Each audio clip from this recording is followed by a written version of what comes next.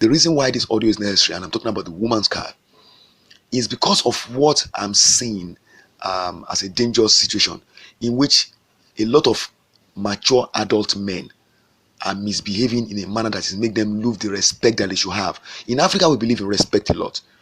Older men and older women expect to be respected by the younger generation. The problem is that when you misbehave, the Yorùbás have a saying about Agbaya to nse langba langba.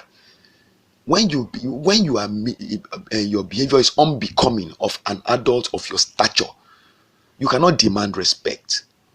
Let's give examples. The lecturer in the university that is old enough to be your father, that asks you as a girl in school and undergraduate to come and sleep with him before you get marks, does no longer deserves your respect.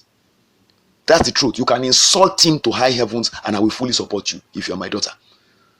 The same thing with the lecturer, with the adult who is in church, who is a pastor, who is trying to poke around on your breasts or your buttocks. He has lost the right to be respected by you. You cannot be misbehaving and then be demanding respect. You cannot come and bear false witness against me and tell me to respect you afterwards. It's impossible. And you are in the habit of telling lies when you are wrong, so that you will not make your son to look like he's at fault, because you don't want to admit that you sent him something that didn't work out well, and so you want him to take the blame. You now lie and say, I never told you that, or I never told you to do that, or I never did that. And he's saying, but daddy, I was. And then tomorrow you now come and be demanding respect again. If you repeatedly do that, it is automatic that your son will lose respect for you. If you refuse to act with integrity, you cannot demand respect. Let's get it right. But the problem with the African culture is that, and Yoruba culture in particular is the one that disgusts me, but I think generally in African culture, this nonsense where somebody that is older than you demands that, they are almost like they want to make you feel like that. Because this is where I respect the white people. The ability of a younger white person to challenge literally anybody at any age, the culture allows it. There is value in the African culture of respect, but that is when the actors are acting with integrity. Let's understand, in fact, generally in human interaction, once an older person is not acting with integrity, he is automatically, or she is automatically giving up his or her right to expect to be respected by any younger person. Look, a person that has gone to public office and there has embezzled funds, then starts saying that, young man, don't talk to me like that, you are being disrespectful. Why should I respect you? You have just stolen public funds and you are still puffing up about it. You don't deserve any respect. You need to be locked up, and I don't care if I'm 20 years younger than you are. I will make sure I get you locked up if I'm in the position to do so. These are the problems. We are mixing things up. Respect is not your private property that you can insist on. Respect is what we give to you because we believe that you are worthy of being given it. And why am I talking about this? I have had, in the course of my suffering as a male victim of domestic violence and looking for help all over the place, I have seen people that are much, in fact, generally in my life as an entrepreneur, especially in Nigeria, I have been subjected to abuse of all kinds. But you see, as a victim of domestic violence and ultimate survivor, I have experienced secondary abuse at the hands of people that were supposed to protect me.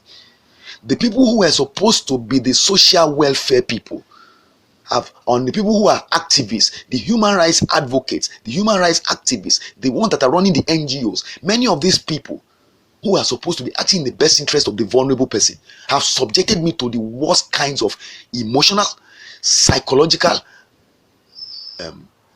mental abuse. It's been terrible. And some of them were doing it to me, but you know how you will have to, as a man, when you are going through abuse, those of you who don't know, men are at a tremendous disadvantage when it comes to getting help when they are experiencing abuse. The society does not have those systems, especially in African society. We don't have it. In America, they still have some. They have shelters for men, for instance. They don't have anything like that. And even the support places you go to, forget it. 9 times out of 10, they will be saying that you are the abuser. All over the world is like that, but in Nigeria, it's extremely bad. So you are not going to be getting the support you need easily.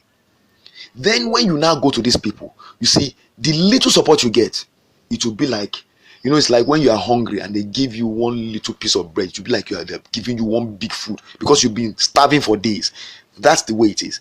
So I had to take what I was given. Even though I knew I was being abused and used, they were never going to solve my problem for me. Basically, the idea is that so it doesn't look like we're not doing anything for this man. We give him a little bit. So it's like the race is like the period of slavery in America, right? The illusion of freedom is given to you, but you are ultimately slave, because when slavery was abolished, slavery did not end, racism did not end, because the Americans then proceeded to use the Jim Crow laws to incapacitate the blacks financially. So economically they were not empowered, because literally you couldn't walk into any place and get financing to build a house, but somebody that was not half as qualified as you are and had a white skin could. So women are enjoying that advantage in Nigeria now. They are enjoying the benefit of the white feminist movement from America, the Western movement, coming in and funding them to make sure they emasculate men. Candace Owens talked about it, and I'm saying to you, if you're listening to me, you cannot be a male adult or a female adult and be behaving without integrity, subjecting me to unjustified abuse, and then you turn around and say I'm not respecting you. I cannot respect somebody that is acting without integrity. I cannot respect somebody that is acting without truthfulness, that is telling terrible lies. I have seen 87-year-old men and women, 89, 83, 75, telling terrible lies against people half their age, just because of money, or because sometimes of the need to appear politically correct, or just out of cowardice. The Yorùbás have something they call alatenuje. I have seen people doing that. It has been a thing of shame for me to see people of my culture behaving without integrity. Men that I have great respect for, with great hair, telling lies to my face about what I did not say, saying I said it. And so I had to blow up, and I told them off in no certain terms, to the extent that sometimes I ended up having to apologize. But I still insisted. I stood my ground and said, Baba, what you said is not the truth, sir, and you should never have said it. But now that you said it and I've been rude to you, I apologize, but I still insist that you did not say the truth. Of course, that's another way of saying he was lying, which is the truth. He was lying. So what I'm saying is that when we talk about respect, let's be clear. If you want to command respect, then act with integrity in all your dealings, and people around you will know you for that. The only people that will have a problem with you are the people that do not like integrity, that do not like to be honest. Then we will all know them for what they are. Make up your mind where you want to stand, but stop talking about respect as if it's something that is your birthright. It's not your birthright, and it's not your right because you have gray hair on your head. If you are Agbaya, you cannot be respected. It's a simple thing. And here is where it concerns me as a father myself, because everything I do, I practice what I preach. The argument is this, and I tell everybody to go with that any day at any time. If I have any child that's disrespecting me, let the child come up with proof. It's very simple. Provide evidence that justifies your need to disrespect me, because I will always have evidence. And that is what is important for us, all of us, to do. Once you know you are standing on truth, you will never be afraid. Everywhere you go, you know you are not going to have to. I don't have to remember anything I said yesterday, because I know what I said yesterday, what I'll say today, because I didn't lie. And therefore I have confidence to speak with truth. Then why should I be afraid of an Agbaya? Because he has white hair on his head, because he's 90 years old, he's now telling lies. I will not be afraid to tell him that he's telling lies. I will tell him he's telling lies, and I'll call him a liar. Remember, he's older than you. Already he has an advantage. You have to show respect. You have to show deference. Then he begins to tell lies against you. What's the hope you have? You are doomed. You've got to have the courage to speak out. Because if you go by the cultural requirements, you'll be forced to keep quiet. Then the Yoruba nonsense where they say Agbala, those are some things that annoyed me when I was young, and I told my kids they must all call me by name, because I saw people using that. They use their teeth to cut meat. They cheat you because they are older than you.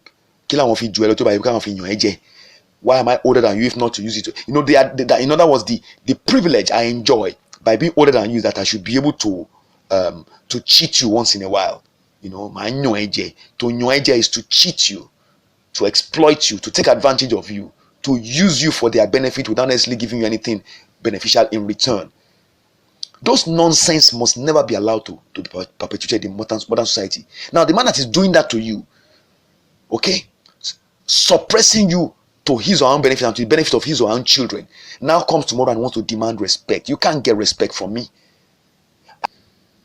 When a man is abusing another human being, he does not have a right to demand respect, no matter how old he is, because to abuse somebody is a criminal